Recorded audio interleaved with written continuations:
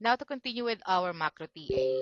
As you can see, hindi pa natatouch ang 50 exponential moving average at yan ang target natin. So dalawa ang pwedeng gawin yan. It's either pag-touch dyan, mag-bounce at mag-create ng panibagong high or all-time high or mag-break ang 50 exponential moving average. Kapag nag-break ang 50 exponential moving average at may nag-open na bearish candle below it, tatargetin to. And this might be the sign na nasa bear market na tayo. Because for the longest time, hindi nag-open below ng 50 exponential moving average ang candles natin sa weekly. Tandaan nyo, weekly time frame to, each candle is 1 week.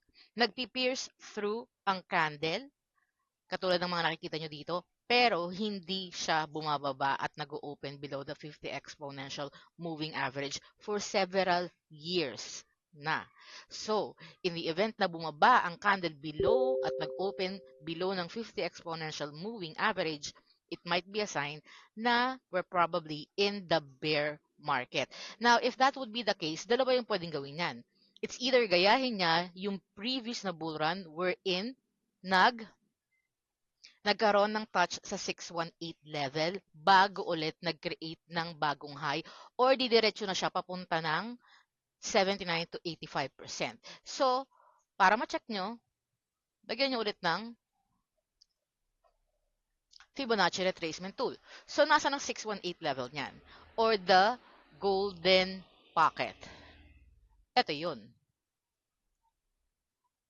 So, in the event na bumaba ang candle below dyan, expect nyo na ang magiging major target niyan is ang 0.5. Okay?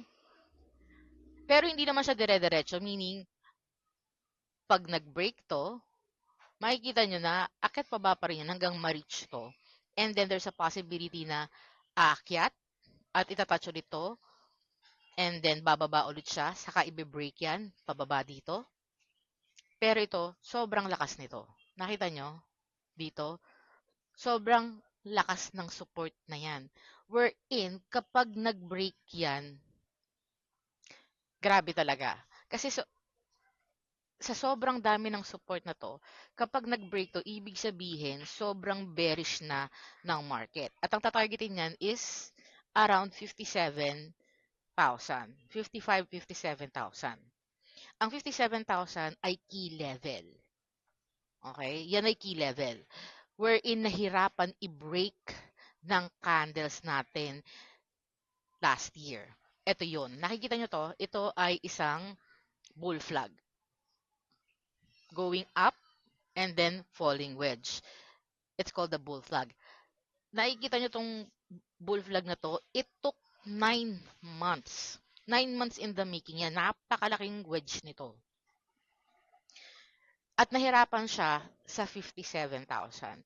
So, kung babalik ulit yung candles natin sa 57,000, I will assume na magkakaroon ng bounce dito at saka magkakreate ng panibagong high. Pagka-create ng panibagong high, saka siya magdadrop going down to its 79%. Ngayon, hindi nyo malalaman pa yung 79% nito dahil hindi pa natin alam kung ano yung current top. Pero kung ang current, ang magiging top niya is probably ito. Bottom, first high, retracement. So, yan. 1.618 golden ratio.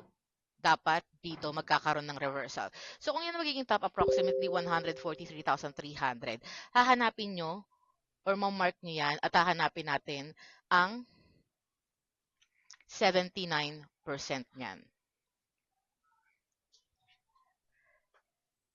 From bear market low, going to the top, 143, 79% is 43,000 hanggang 35,000, 85%.